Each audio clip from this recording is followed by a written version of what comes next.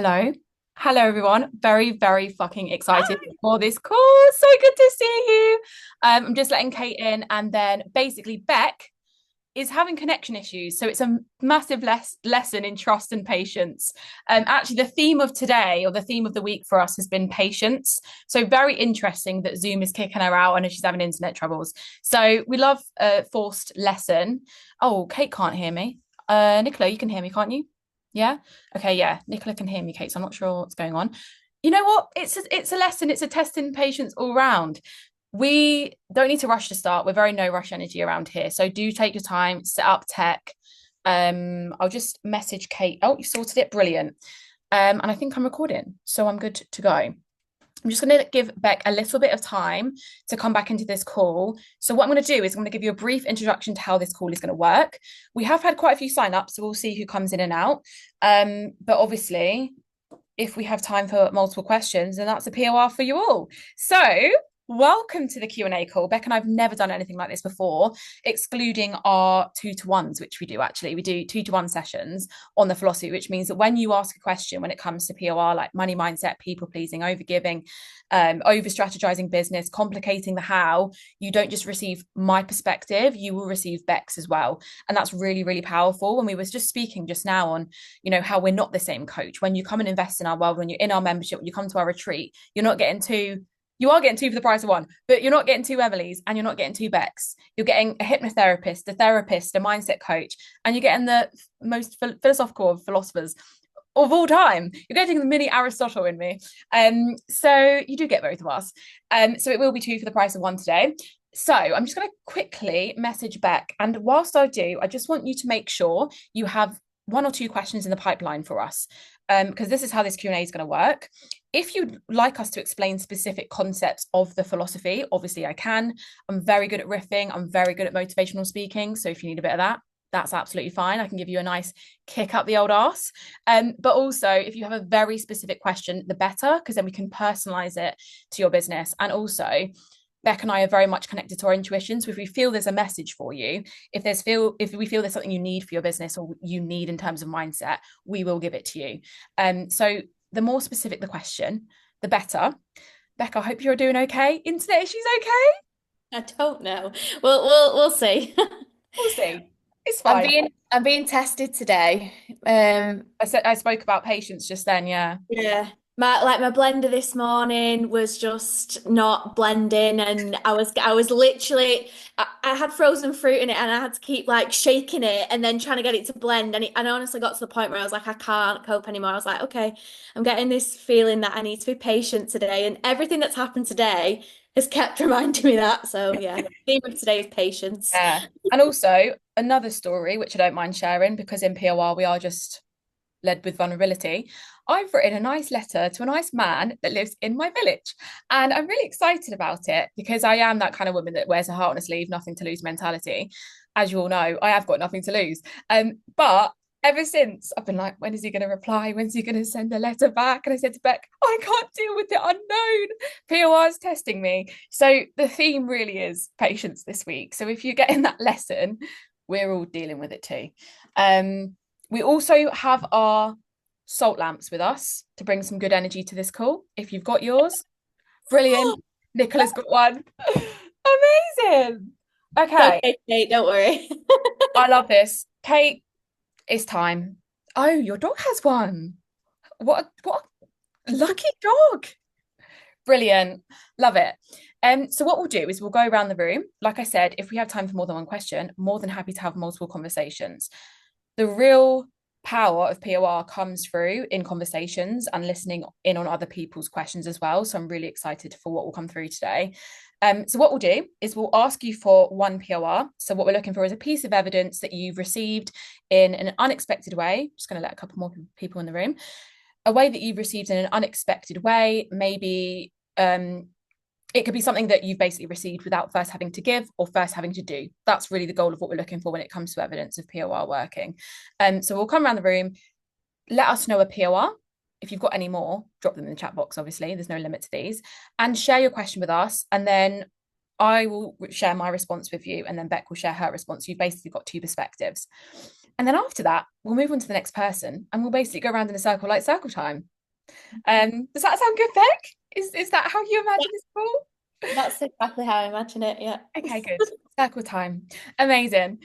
So we'll start with Nicola. Please, can you share with us your POR of the day or of the week, something you're really celebrating, and then your question. Um, I guess my POR this week would be my car broke down at the start of the week. And then luckily my partner just said, like, use my car, and then like filled it up with petrol for me. And then I've just been using that, and now I'm like, I'm just gonna sell my car. Really? Yeah, because I was like, why do we have two cars? And then like we just put a lot of money into our house as well, so I didn't have many savings. And now I'm like, oh my God, I have like maybe I'm gonna get the money from my car now. Brilliant. I love that. Beck, you have a story about a car? Yeah, honestly, it's so weird you said that because I mentioned this today on today's live. So I bought a new car back in, it was the end of August, beginning of September. And I honestly thought I saw two white feathers as I was buying this car, and I thought it was like telling me this is the right thing to do. But I actually think it was a protection piece coming through because what actually happened 24 hours later was I went to the car park because I live in the city centre of Manchester. So I went to my car park and the whole car had been stripped of its parts. So someone had just like stole all the parts off my car. Oh my God. And basically it got written off. And I went through this whole process with it. And it's actually been the biggest POR that could have happened to me because I live in the city centre. There's actually no need for me to have a car. I was literally paying so much out in expenses. I've now saved about £300-400 a month. I walk to uni, I work from home, I will go to the co-working space next door. I just get the train if I want to go anywhere or I walk. Like I really I feel like that all happened for a reason. So yeah, I feel and I've said to myself, like, because we're going to be moving out of the city hopefully this year, buy a house. And I said to my partner, I was like, I think we should just get one car. Like, realistically, between us, why would we need two? So I love that. Yeah, and it was like I was scared to drive his car for so long, but then I was like forced to. Yeah. And I've been like, it was scary the first few days. I'm like, oh, actually, I'm loving it. Like it's a lot bigger. It's a bit more scary, but I'm like, why was I worried about this? Like, Yeah, Yeah, I love fully. that. And it's the reduction sometimes in resources that leads to the POR. It isn't always adding more or spending more or investing more. Sometimes it's refining what we already have. And then, yeah, I already have enough. So I love that. Brilliant. yeah, thanks. Lovely. And what is your question? My question was, I think this is linked. Like, do you have any tips for how you get out of like just constantly feel the need to like keep doing and keep like working? Like, I've got a lot better at it, but I still find it quite hard to like switch off. I think like I'm always like thinking of like content ideas, always like my brain's always going. So I don't know if you have any like tips for just like, yeah, learning to receive more and just slow down and be more intentional because I know it, but it's just hard sometimes. Yeah. Okay. So what I would say is when we're zooming out of the picture when it comes to doing, what we want to look at is the beliefs behind the doing. And usually we do more because we don't believe what we've already done is going to create the result. So if I believe one post is that fire that it will create a 6K client, oh, I could switch off for the day. Do you know what I mean? Like, 8 Yeah. a.m. that post is out, I could switch off. There could be a part of me that healthily goes, actually, I can actually do more today and I'd like to. And I'm aligned with the Mm. intention. It's always with POR, it's always about the intentions behind the doing. So if I want to do more and that 6K can turn into 12,000 or come, an unexpected inquiry pops through, I know I'm aligned with the doing. So I would really be asking yourself, and feel free to share your response to this as well. How much do you believe that the work you're already doing is going to lead to the result that you want? Yeah, probably I could do better. To believe in it. Because it could be, right, that our actions are working. They're creating a result, an invisible result we can't see yet. We can't see the Yeah. when and we can't Yeah. see the how. We see part of the how, we see it's starting to happen. And it could be happening in the external, but because the belief is not there, we've missed like 50% of the energetics part, like the belief part. So like strategically it's working. And like there's probably a date that God has in mind that's like gonna land this result or a few results. But because we don't have the belief, it's kind of outsourced, but completely outsourced, where we're like, we go to bed thinking, do I believe that? No, there's more to do because we're trying to compensate for a lack of belief. That makes sense. Yeah. That makes sense because recently I feel like I don't know, something's just clicked in the past few weeks where I'm like, I'm going to go a lot deeper with things. And I think that's been like the belief piece that's missing. So I think I've been trying to compensate by keep on like doing more, whereas actually I needed to go deeper. So that makes sense. So maybe the more I keep embodying that, the more I'll not feel I need to overcompensate by like proving it because I'm like, oh well, I feel happy with what I've done.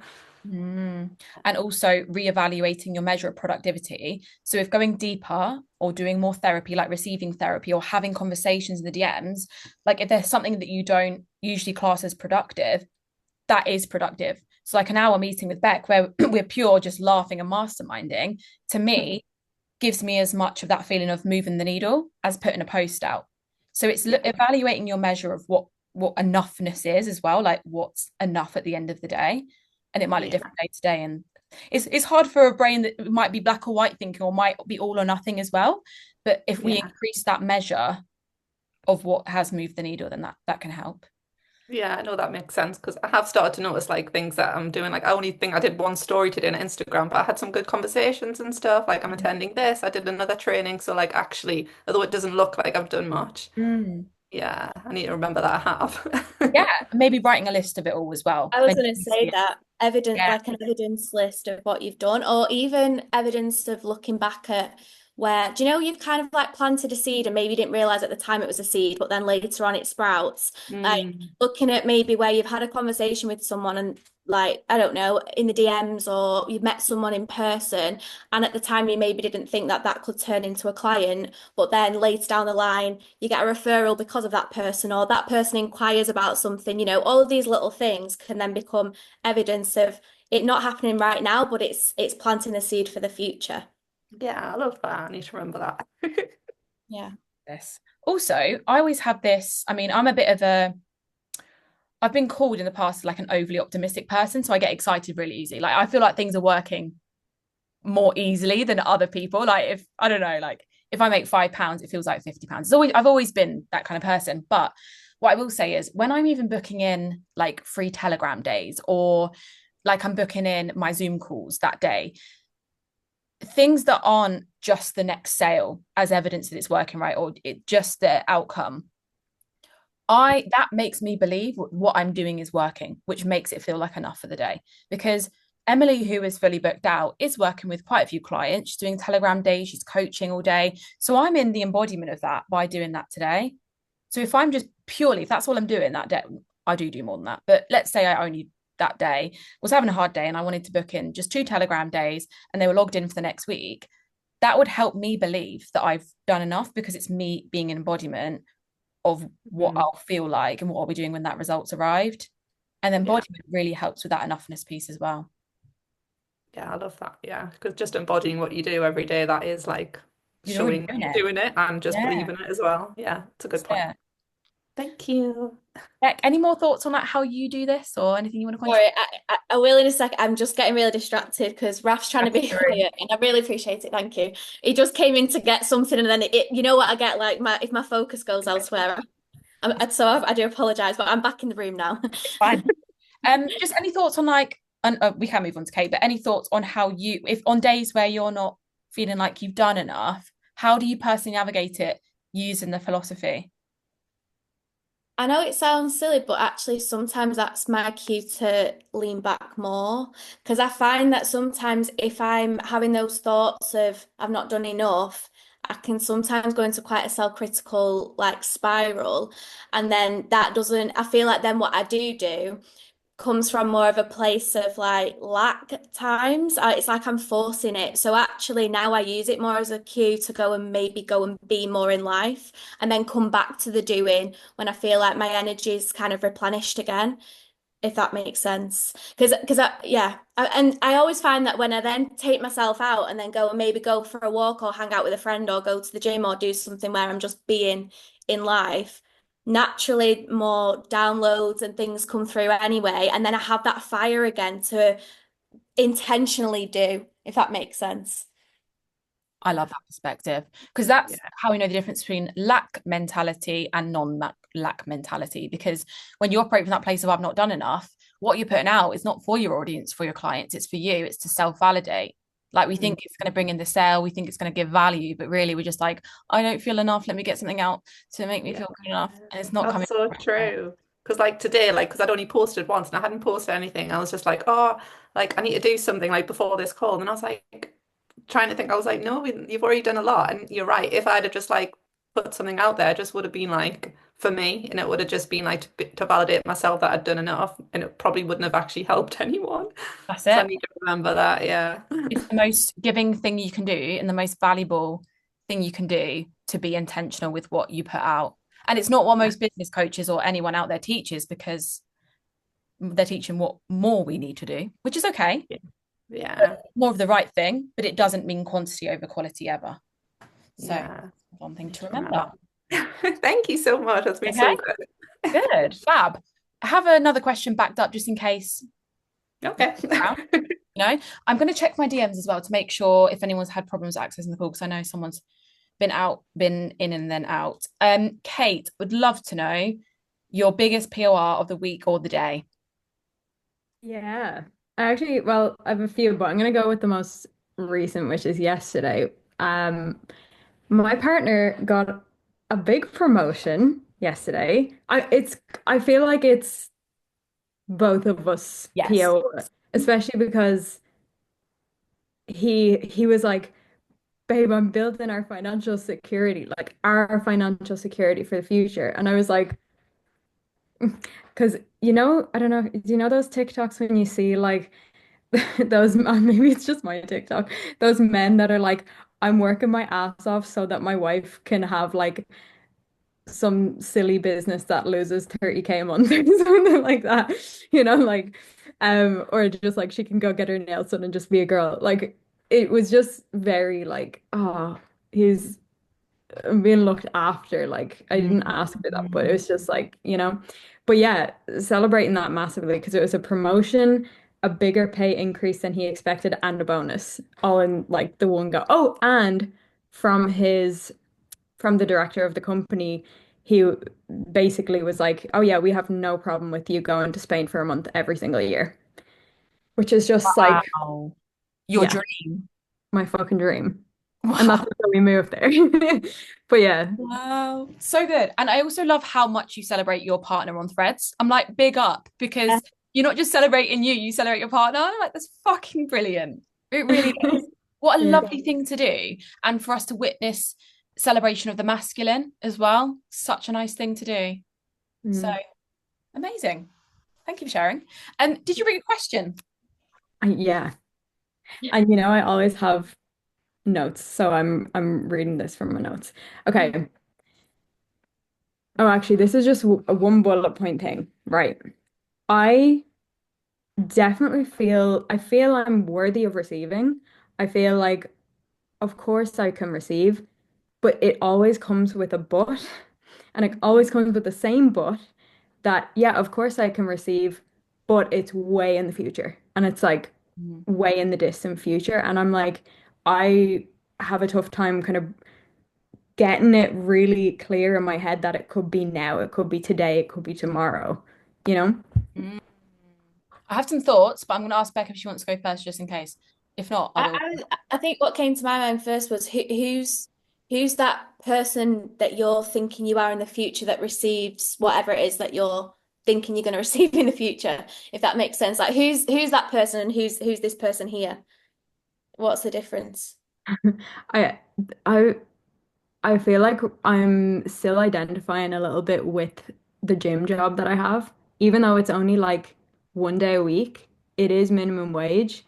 And it's like I'm seeing myself as I'm just a girl who's working a minimum wage job, who's trying to build a business rather Yeah. than, well, actually, that's literally only 6 hours of my week. I'm actually the CEO. Like, I'm actually, I'm not fully identifying with like the powerhouse, Mm. the businesswoman.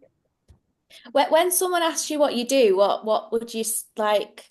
Do you tell them about your business? Do you feel comfortable saying like I'm a business owner, or is there like discomfort there? I'm more comfortable now than I used to be, but I don't lead with it. Mm. I'll always be like, oh well, I do a lot of things. Like I do this and I do that and oh, I have a business. It's Mm. like an afterthought. Downplay it. Yeah. Yeah, because Yeah. well, I mean, I'll see what Em says, but to me, it does seem like an identity thing. Like that's what's the Yeah. block. So it's the identity piece of you not fully embodying the fact that you are a business owner and seeing that actually because of that, your success could happen, like you said, well, at any point. You can receive at any point. Yep. Mm. To add on basically to what Beck's saying, I would be leading whilst it's uncomfortable with that. So like when someone goes, what do you do? Straight away, the identity you want. So I'm an entrepreneur. I mean, the last week I actually introduced myself as a life and business coach because I just wanted to change my identity. So I did. And I got a lot of comeback. I did get some comeback from some weird ass men who needed to be told where to shove it. Watch the live because I did fucking tell them. But identity, you can choose what that is, but it doesn't mean your body's going to be comfortable or match that straight away, that knowing.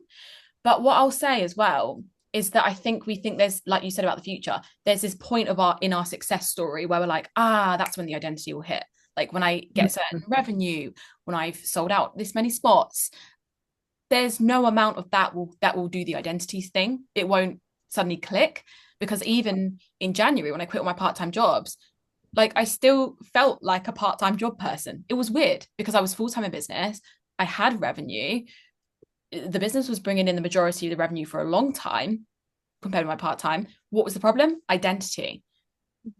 And so what you're really coming home into isn't the level of success or the quantifiables or the measures. It's whether you want to go all in on that mentality and that identity. Mm. So this is where I get a little stuck with it because I'm like, I've been really trying to like hammer this into my brain because I knew the identity needed some work and there's like I'm aware of it, but actually regulating into that feels like it's just not like landing in my brain. Yeah. Is there like let's say you were full-time in your business. Like I said, you're not allowed to work part-time anymore. And you were just full-time. Does anything make you scared about that? Does anything like come up as like resistance or fear about if you were full-time? Sorry, I'm laughing because I think I would need a minute to think about what that could be because my brain is very like I need time to process these kind of questions. Mm. But what did happen when you asked that question is my eye twitched. Oh, an eye twitch, Beck. Yeah. This might be your Yeah, hypno. I was going to say that could be something subconscious that's going on there, a little idio motor movement. Hmm. So Goodness. take that as a sign. Do Yeah. you want to What sit actually, and think? Yes, what, sorry, what was actually Do you that want question? time to Because I sit? just Yeah, to sit and think before you answer the question. the question was if you were full-time in business and I said you were never allowed to work part-time again. And even if, let's add into the picture, you had the recurring revenue to match and you had overflow, is anything uncomfortable about that fact? Hmm. Yeah, I'd need to have a little think about that. That's fine. And think about what you'd need to let go of, because usually it's not, we could think it's money. We think it's money, like I'm gonna have to let go of the security that X brings, but what we're letting go of is an identity and attachment to things outside of the business that keep us quote unquote safe. Hmm. Very interesting. Bit wild, bit wild. But we'll leave you with that. We'll go Thank back you. down in the circle. I'm actually going to go over to Beck Oh, and ask you your POR. oh, I had a bit of a weird thing actually. Say it's related to cars again. So, basically, ages ago, I think this is a very non-attachment piece.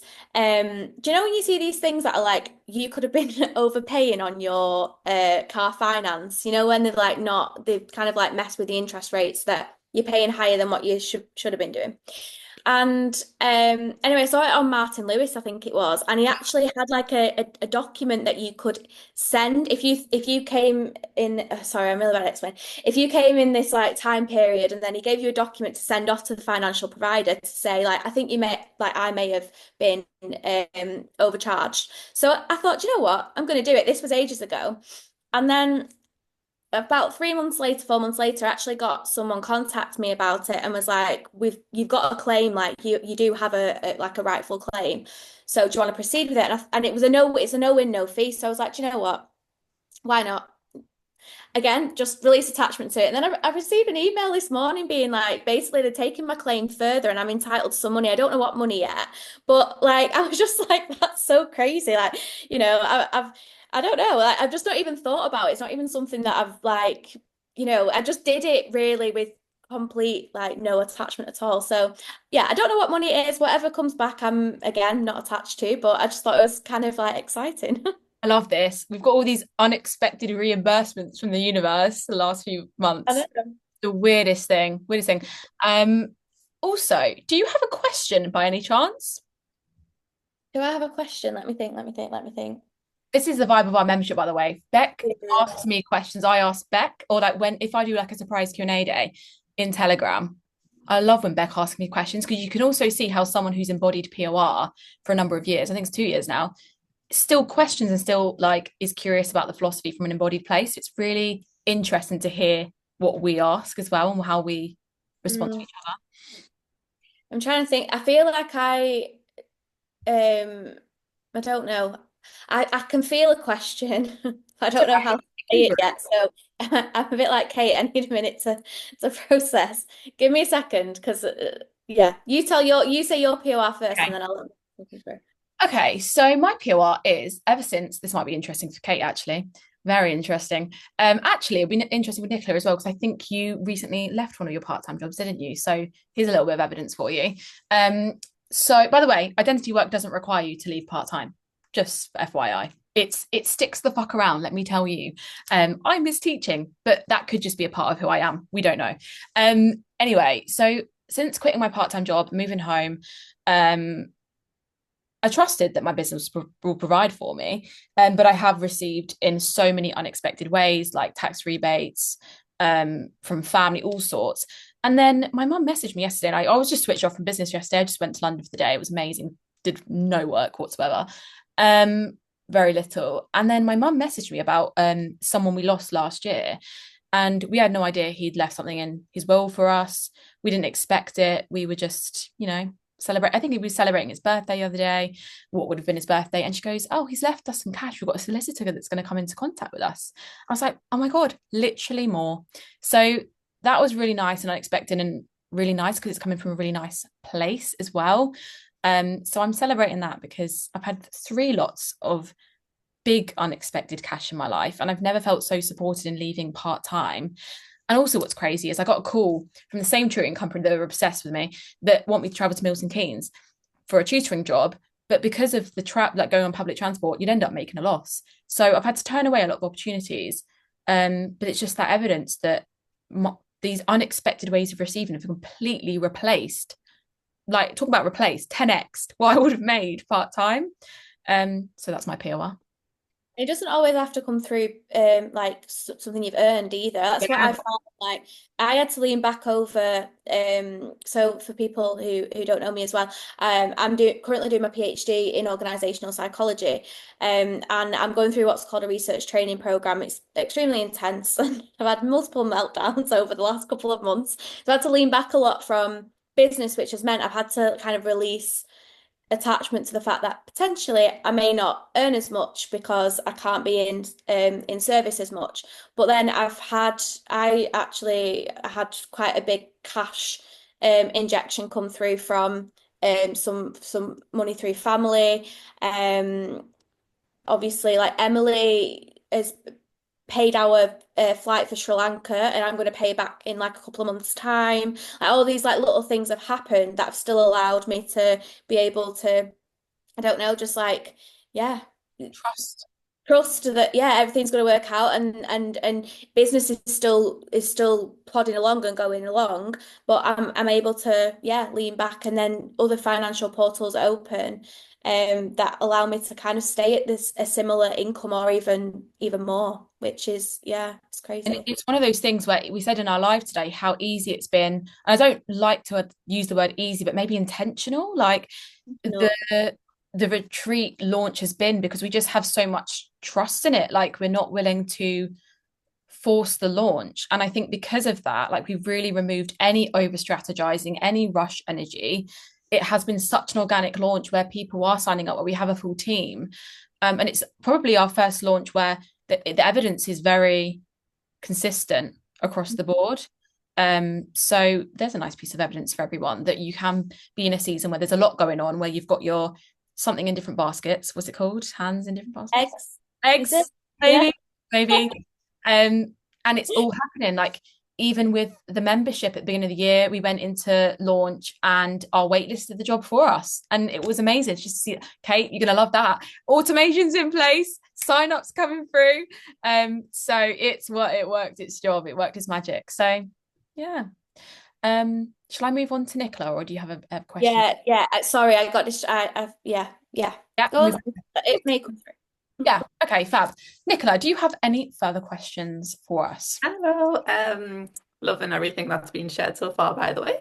I was just thinking there, like, my question would be, so I've just kind of like switched my niche a little bit and like ideal client. Like, how do I like lean back and kind of trust that the clients are going to come? Because at the minute, obviously, it's like I feel like I'm putting stuff out there, but maybe because I've just started this talking about something new, maybe the evidence isn't coming back as much. Like, how do I lean back and trust that I am going to get clients and people are noticing? And yeah. Okay, I've got two thoughts on this one, and this really excites me because I had a download today about this. When we change something and we want the evidence that it's working, we might have changed it an hour ago, and that hour feels like 27 hours. We're like, why hasn't it happened yet? Or like when I posted my letter to this lovely man in the village, it's only been about 24 hours, and Bex reminded me, and I feel like it's been 2 years. I'm like, why hasn't he sent me a letter back yet? So our brains, when we want to see the evidence, and it can just be a pure desire, it's not necessarily attachment. You just want to see the evidence.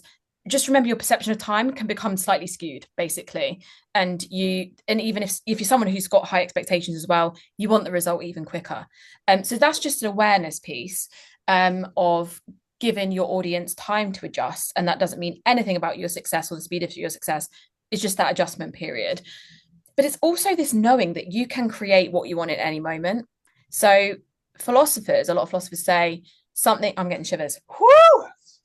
Love the philosophy. So good. Something can be born from nothing at any time. So imagine this mug, it's not got coffee in it, and then we pour coffee in it. Something can be born from nothing.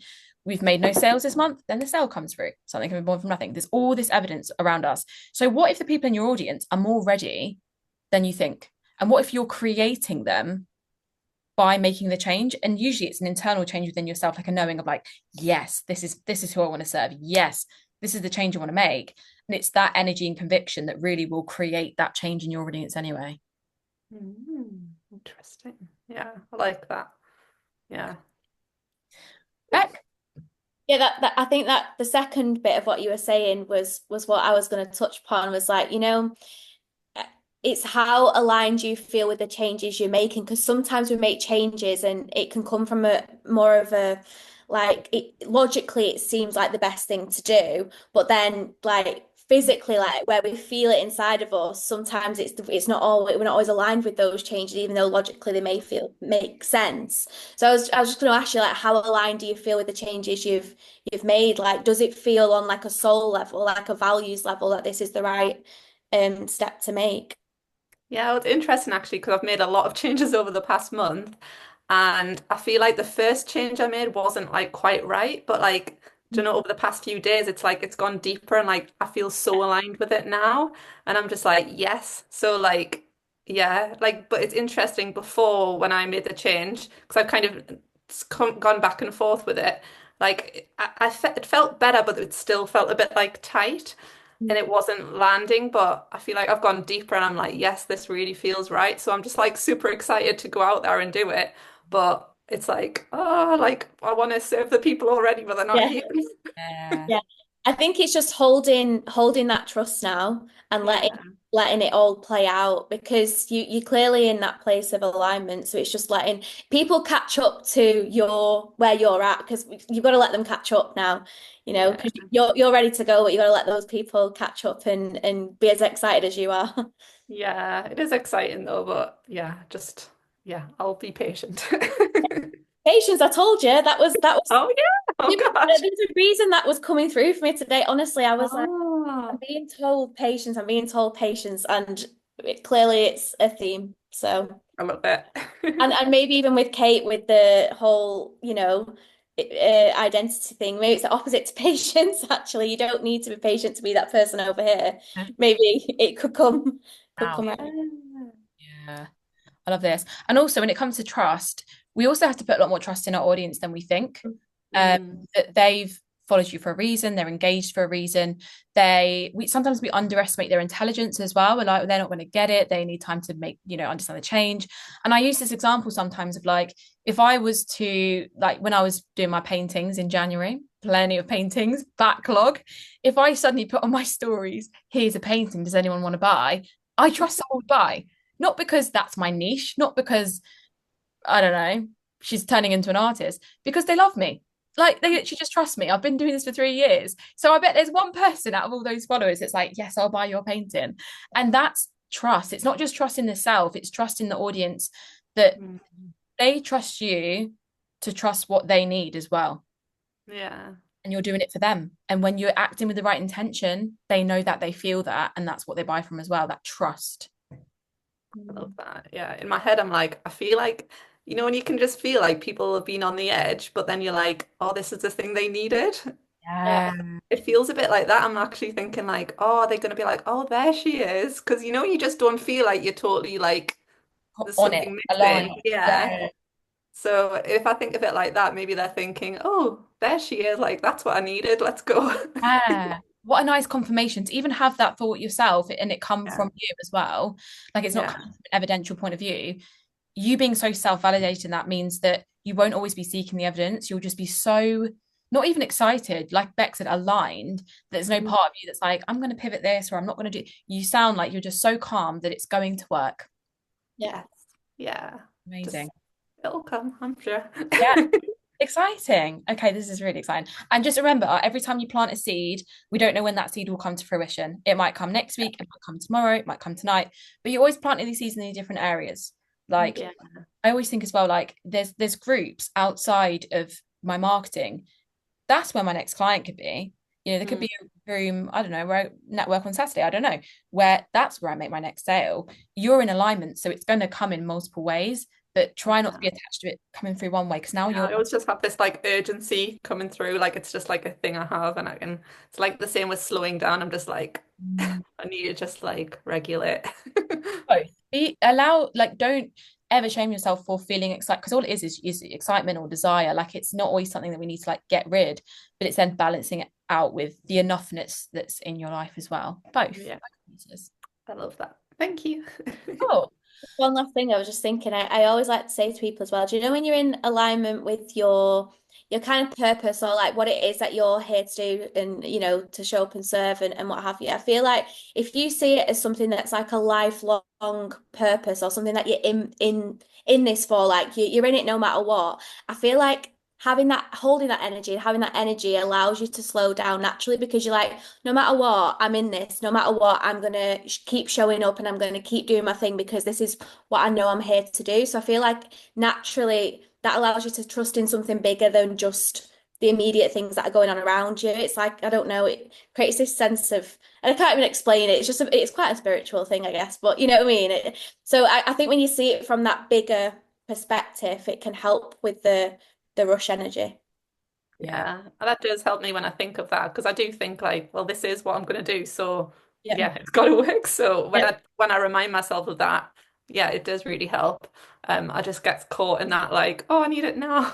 Yeah. But yeah. I love what Beck said there. We spoke about that on our live as well. It's well worth watching back on that live because I think that's what, without even realizing, that's what we've embodied with the retreat launch as well. Like it's a big investment, it's a massive project, and people can get swept away in that. Like shit the bed, what are we doing? But because it's so purpose driven, it's not based on the money we'll make or when it will arrive. Like, in a way, it's nothing to do with it. Yes, we'd like to make money, but it's not the sole purpose of launching a retreat. That's actually just made me think, do you know what? I think that's what it is, because we know that whatever money we receive for this retreat, profit, we're not going to receive till the end of Oh, this yeah. year. So Yeah. any sales that we're making at the moment is literally going in a pot because we need to pay expenses for certain things for the retreat, or we're investing it into, things for the retreat. So I think it's removed the attachment piece, hasn't it, without us even Yep. realizing it. I've just thought about that. Yep. So it's like, yeah, that's yeah, sorry, that just made me think it's completely removed that element. Yeah, without even realizing, because it makes business sense to not pay ourselves throughout. Like I think a lot of people make this mistake. I've heard from other mentors actually, when they've launched retreats, they sort of start spending the money as it comes in, and then suddenly the retreat's happening and they've got to find the money. That wasn't an option for us because we've hired a whole team. But we also went into this retreat launch and retreat idea with the I've lost my train of thought. With the oh yeah, with like the intention of like we are content slash accept breaking even. We accept making a loss because it's our Yeah. first retreat. We're not manifesting that. We're not expecting it because if you look at our sales and our finances, it's very unlikely to not make profit. Um, Especially with the mentality of knowing we're going to book out. But we went in there with a healthy expectation, business related expectation, which helps with the trust piece that most people do break even or, make a loss on their first retreat. That eliminated the attachment piece. So look how well we're doing. Makes sense. Makes sense. Okay, cool. Love these conversations. I could do this all day. I know. So good. Kate, any reflections on the conversation we were having or an alternative question? Well, I think for my brain, I think I'm just gonna have to journal on like why I'm actually like pushing, not pushing it away, but like keeping it just beyond my reach. Um, because it's giving like dangling the carrot in front of myself. I'm like running on this treadmill, but I'm not actually allowing it to come any closer to me. So I think some journaling that I'm gonna have to do on that. And all I did note down was wobbly foundations if I were to go full time in business. And like even if there was like the recurring revenue matched my job and everything, still feels wobbly. Is it stable enough? Am I secure? Um, so it feels like wobbly. Mhm. Even though the way I'm building my business is MRR focused, so Mhm. kind of doesn't make sense, but it's just like energetically. And Mhm. then I also wrote down pretend to be her, like who's there for a day where everything I do, say, and think is her. And I'm gonna be quite honest, even just one day, it still feels like it would take a lot of intention, and I would have to like stop myself and then like, oh no, we're doing this today, like, and live my day very differently to how I am now if I were really embodying that identity of like, and I like I'm receiving right now. So maybe some homework for little Kate. Love it. I'll Um, start with question yeah. one, like the first piece, and then I'll pass to Beck, and then we can do part two. In terms of foundations, I feel like Beck might say the same thing. And what's wobbly? It sounds like it's non-financial because you've got the systems, and even if you had the MRR, if you're still feeling wobbly, is it a mindset piece? Is it a belief piece and or energetics? And what is that? Like, what's the lack of trust in it, if you were to identify that? Well, actually, I think it's just the lack of trust. I hadn't even thought of Ah, that. It's it's not what am I not trusting? It's oh, I'm not trusting. yeah. Yeah. Mm. And like trust is the way we explain it through POR anyway, is not an evidential thing, it's a knowing. it's trust in yourself that not only that you'll do what it takes because you're a doer, but you're the person who can handle it, who will do it, who knows that in slower seasons you've still got this, that you've got your own back, that you trust in the non-evidence. So in a way, it's like that invisible piece that it sounds like your brain is missing. You've got the logic, you've had the business mentorship, you've got the tools, but the invisible part is the trust that a lot of people are missing. Yeah, and you've just unlocked a memory for me. So it's related to you and something you said about a year ago, probably like exactly a year ago, um, when you were finishing up in Jess's mastermind, Mm. and you had said, so I think it was, I don't know whether it was on a call or whatever, but you said, yeah, no, I think right now, like all it is for me is just like the self-trust. And I'm not gonna lie, in my head, I was like, like I was like, what is she on about? Like, That's hilarious. just like Love that. not allowing it be a thing. So there's been growth. I obviously like there's an awareness now, but like, yeah, it's just embodying it. That's so good because like our brains will reject the things that we don't want to know. We're like that's like not a believable thing. Like how does that even work? Um, but the thing is, we need, in a way, it's resilience. Like this could be another way of explaining it to our more logical brain. Is like, what the fuck is self-trust if it's invisible? It's the resilience to know that, like, like I just said, yeah, like we've got what it takes, no matter the sales, no matter the result, no matter the MRR, that we are going to be okay and we can handle that. Like it's maybe it's a more resilience piece if you want to reframe self-trust. Mm, interesting. Yes. Mm. Which actually just made me think of another question. Mm. No, I just lost it. Hold on. Hold on. It was something about it being invisible. Oh my God. You're gonna have to give me a minute. Because that That's was a, actually a really good question. take your time. Take your time. Oh, it's about evidence. Okay.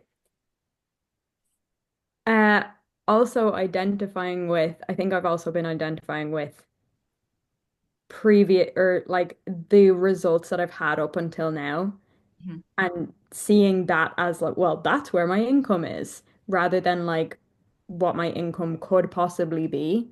So like, oh, well, so let's say I'm scripting out something and I'm like, oh, my desires for my income for this month would be like this amount, and that's great and everything. And yeah, starting to activate that feeling inside me a little bit. But then in the day to day, it's like, well, I can't do that because I only make this amount. Mhm. Oh, and I can't really say that because I only make this amount, and it's like, okay, but like this month could be the first month that's that big amount. Like I've been identifying with like past results where I'm like, that might not even necessarily be current results. It's just what it's been in the past. Does that make sense?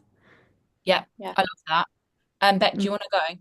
No, I was just thinking, I don't know. I find for me it unhelpful to have specific numbers that I'm trying to go for that reason, because sometimes I feel like it ends up like capping myself. What I do like to do is more the opposite way of having like a minimum, like a minimum, like more of an energetic minimum of what I want to make, because then it allows a maximum to be Big. what like anything. Yeah. Like it can go as big as whatever that month brings. So I actually find for me, I set myself like a minimum, and I've actually not gone below that minimum now for the last year since I've done this.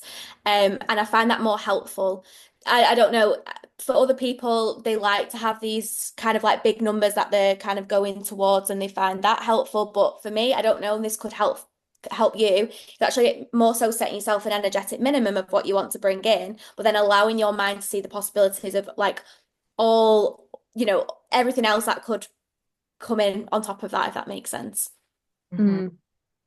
Just on that, because it's not like it's been a specific number. It's kind of just like multi four figs, like, just like having that in my mind. But when if you're setting an energetic minimum, what are you basing that off? Because for me, I'm like, well, it can't be more than I've ever made. And then like if and my income is pretty stable in my business because it's all MRR. It's like the same payments are coming in. Um, so it's like, okay, well, the stuff that I already know is coming in, or a bit below that, or the same, or a bit higher. But then if it's higher, then it's a stretch. Like, Yeah. No, well, for me, it's what I feel that I would feel that I've got that enough feeling. You know, like like this is enough, and anything on top of that is actually going to be like in overflow, in abundance, in that more than enough energy. So it's where I feel like that is where I want to set my energetic minimum of where I feel is enough. I feel content, I feel happy. And that's how I set it. So I don't know. I'm not a very like logical Like specific. person. I'm not a very Yeah. specific person. So for me, it's all about it's all about feelings and energy. That's just the way I operate in this world. So maybe M might be a bit better being a bit more specific Wow. with numbers. But I don't know how you do it, Em. I don't. How do you set your energetic minimum?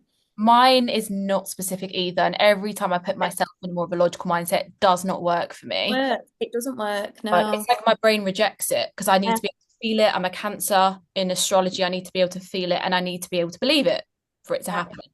Um, But what it sounds like, it could be about increasing your energetic minimum. So if you've been settling subconsciously for a certain amount, your Yeah. brain is not going to be aiming for or be comfortable receiving more. So if you've been aiming or you've been settling for, yeah, oh my God, you're Cancer as well, Nicola. You are joking with me. Yeah, okay, you're a Virgo. Yeah. Oh my God. Yeah. We've got both. It's okay. Illogical. We can give you both. Oh my God. Yesterday I spent an entire day with a Cancer. That's what I went to London, right? Planning on going for 2 hours. It turned into an 8 to 10 hour day. We just couldn't stop talking and crying. It was so good.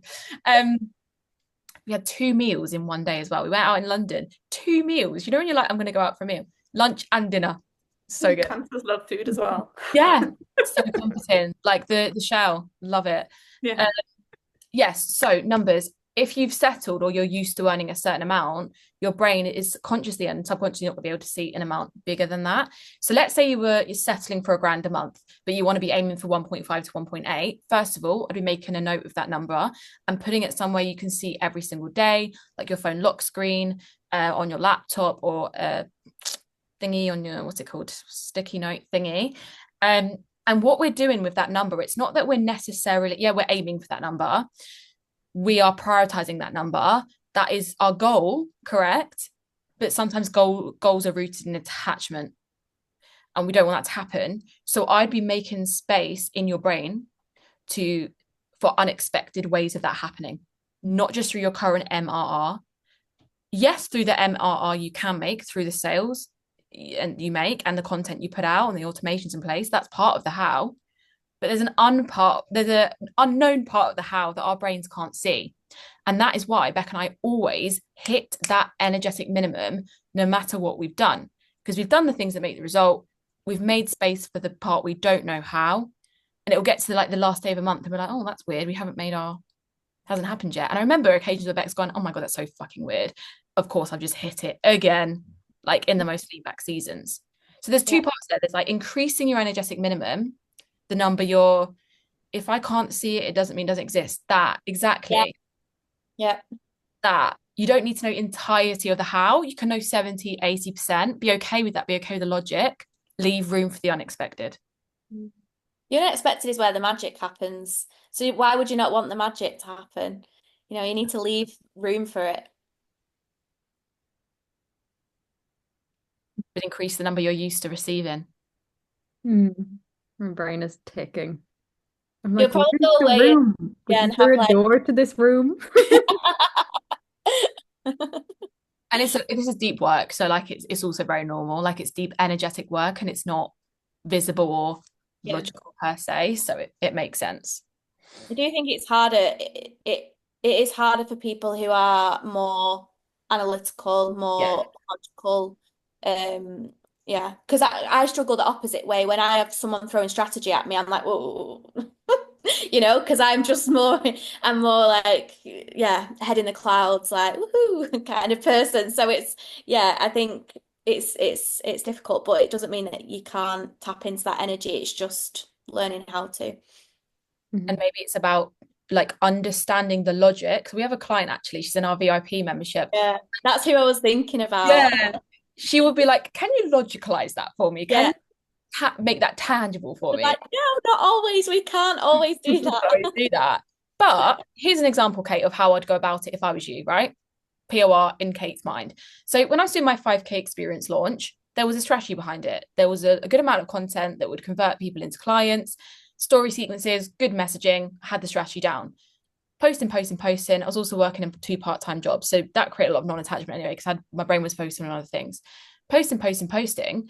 And one of the clients who came in mid-launch during a season of self-doubt as well, which was the strangest thing to inquire, was someone I had no fucking clue was watching me. Wasn't liking my content, wasn't engaging with stories. When you look for your story views, she wasn't there. And I was also like a colleague in another container with her. So that's how we make room to expect the unexpected and not know the how. You've done the strategy, you've implemented it, but you don't know exactly how the result will arrive. That's the magic piece. And that's how we also increase your revenue and your energetic minimum. Mm-hmm. And I think I'm also just not practiced at it. Like, I actually do definitely need to like create more space around myself and like be. I don't tend to be much, you know. Yep. Yeah. Yeah. We know you struggle.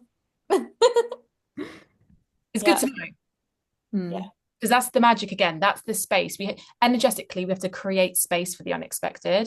Like it's not going to happen when we're just doing. So like when I'm reading fiction or when like what do you do in your evenings? You watch stuff, right? Yeah, I go to the gym quite a lot now, but yeah, either me and Raf watch stuff. I like cooking. I don't know. I just sometimes, yeah, just relax. Yeah. I'm really good at relaxing. I never used to be. I used to very Yeah. much be an overdoer.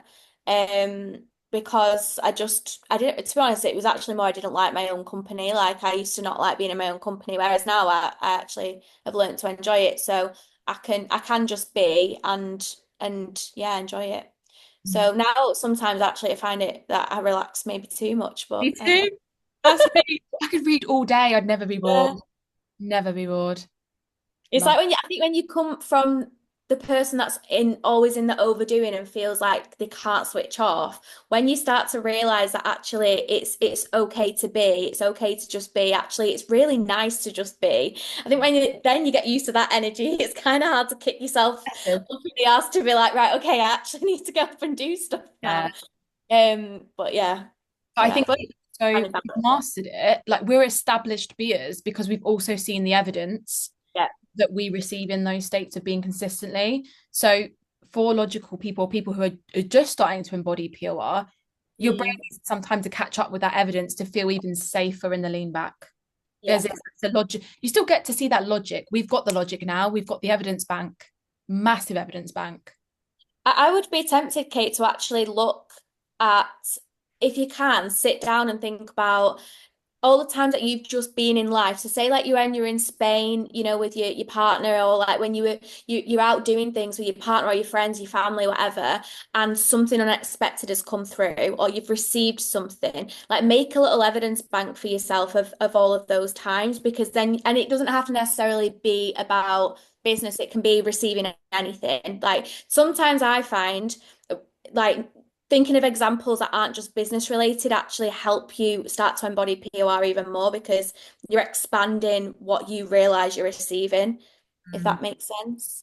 So I would start to make a little evidence bank for yourself, because there'll be so much there already. Trust me, it's just you're not noticing it yet. That's a lot of it starts with the awareness. The awareness comes first. When you start to notice it, it's like gratitude, when you start practicing, when you start doing your gratitudes every day, lo and behold, you start to notice more things that you're grateful for. Gratitude comes so much more easy to you. So it's the exact same principles with POR. The more that you start to practice POR every day, you do yourself a receiving list, you notice then more what you're receiving. It's not that you're receiving more, it's just that you're noticing it more.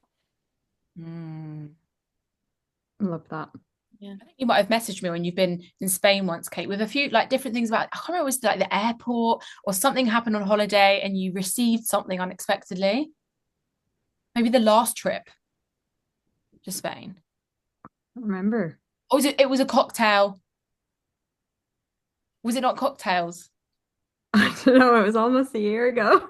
Well, I remember because we'll remember for you. Yeah. Yeah, my brain obviously, see, I'm not noticing it. And it's letting it like seep into your existence of like, oh my God, that didn't happen as a product of doing.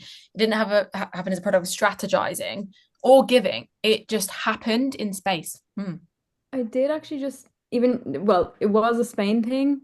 I was in, because whenever we go, we get a month spa membership, so we can go to the sauna as much as we want and like floating pools and all that. So we were in the sauna, and when I came out, I had this was the first year in Spain, so 2 years ago. I had a message from the CEO of Lifehack Mm. looking to schedule my interview. And then I got the job that like went like right on the call, which Wow. all happened when I was in Spain. Yeah. There you go. In life. Yeah. I was literally in the sauna. Yeah. So good. Hmm. Evidence bank system. Started. To create a system for us, Kate, where we just submit PORs and they become the bank. Yeah. I love it. So good. Okay, fab. Right. So I feel like we may start to wrap up now. This has been an amazing call. Anything else you want to add, Beck, before I drop some nice links in the chat box? But I just feel like I'm really smiley. No, nothing. No, I'm just Nothing. happy. I feel like this has been amazing. I've enjoyed Yeah. it. Yeah. We do. We fucking love this work. You can tell we do. Like it's just absolutely incredible, and it will change your life. But what we will also say, it comes with a level of commitment to it. Like it's not just a one or done. I would say like the bare minimum, if you want to really receive a long-term transformation in terms of your money mindset or relationship with receiving it, a year, usually. Like when Beck came in, she was my first ever POR client. And how fucking cool is that? Look at the return on investment there. Now business partner, insane. And she never would have planned that, right? If she'd never trusted herself to go all in with POR, she never would have become the co-coach and business partner, which is fucking insane. So yeah, and she was in for a year, and I feel like that's where the transformation really hits, and you become embodied in it. Because I did go through periods where I was not resonating with POR, and this is something that happens.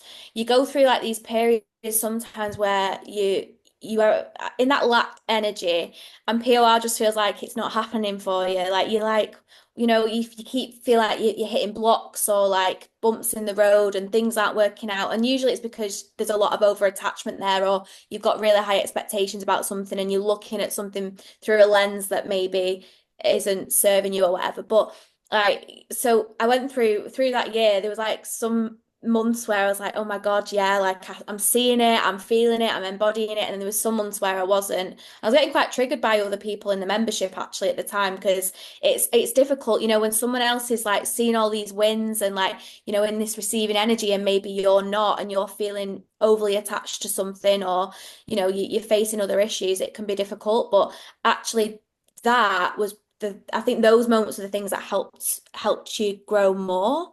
So and yeah, and then now I'm in it, like it's weird, like I'm in such a the only way I can explain it is POR feels like a religion, in the sense of, how when people believe in God, and well, I mean I believe in God as well, so I still believe in God, but like how you have this faith in God and it's the unknown, and it's like you can't even explain what it is, or some people refer to it as the universe, but it's this power. That's how I feel about POR now. It's like a trust that's like there, and I know that it's going to guide me no matter what the situation I face. Like that's how deep this work is. That's genuinely how much I've embodied it. It's everything. We still have tools where we're like talking about where we're not trusting in all facets of life, of relationship, my letter to my new love, all the things. It applies across the board. It really does. It's powerful work. So we've got a present for you. So I'm just going to actually get the link. So if you didn't know already, we are doing an event in Manchester on the 25th of February, which is it next week? I think it's the week after next. Yeah, it's coming around really quick. I was like, oh my God, it's Yeah. in 2 weeks. Yeah. Literally. So that's in Manchester. Now we're selling it on our stories for £111. I've given you a nice discount code. I hope that's correct. Yeah. The Giving Retreat is the coupon, but there's a link there where you can come and join us for 66. So we've taken a nice chunk off for you. So if you want to come and be with us in person, it's going to be like a 4 or 5 hour event. We're going to give you lunch. We're going to give you all the things. And yeah, we've got a lot of surprises lined up as well. Beck, I don't even think I've told you one of the surprises. So I need to speak to you about that. Yeah, I think maybe you know. Expect the unexpected. It's all the time. All the time. So that's in central Manchester. Like I said, 25th of February. And if you want to dedicate the next year of your life to the money mindset work and all the work we've been talking about today, this is the link to the POR membership. It is fucking insane. It will change your life, but I will say it comes with that commitment. Like it really is a commitment to the discomfort of, people celebrating when you don't feel like you are and leaning into the work when it feels like it's not working. We had a specific client in there, or maybe it was when I was coaching alone at that point, who actually turned to another client and said, that's really actually triggered me and I'd like to lean into that trigger. And I thought, wow, like look at that client, like taking that leadership and going, that's really triggered me that you've received easily or you've received in that way. And I've been trying my best to do that. Trying my best probably needs to, there's rooted in attachment there, but it's so interesting to see a community that's formed based on all these things. So if you're wanting a safe space to talk about money, especially as women, we only got rights to have our own money in like the last 40 odd years or 50, whatever it is, years anyway. So I feel like it's the most incredible sacred space to be. So that's the membership link. And you'd get immediate access to all the shit in there. And our Giving Retreat Day. So you've got that for 66 and that's on 25th. Obviously, if you've got any questions about any of our offers, the Sri Lanka retreat, you know where we are. And we're always no rush energy around here. Like if you ever inquire on our services, you're gonna be like, why are they so peaceful? Like, why are they so non-attached? Why do I not feel any pressure? Oh, because we are POR. We are. So that's it. Anything else you want to say, Beck? I don't think so. You've covered everything. I'm happy. Cool. Love it. POR is this. It's just amazing. Love it. Cool. I'll get the recording sent out to you because I haven't done it on Fathom. So I will get this sent out to you because I knocked Fathom out of the picture. But thank you so much for being here. Thank you for supporting POR and go and receive and notice all the things because I bet after this call, you'll see something come through unexpectedly and you'll think, yes, it's happening. So keep noticing that. Okay, Fab. Have a good evening. Thank you so much. Thank you. Thank you. You're welcome. Bye. Bye. Bye.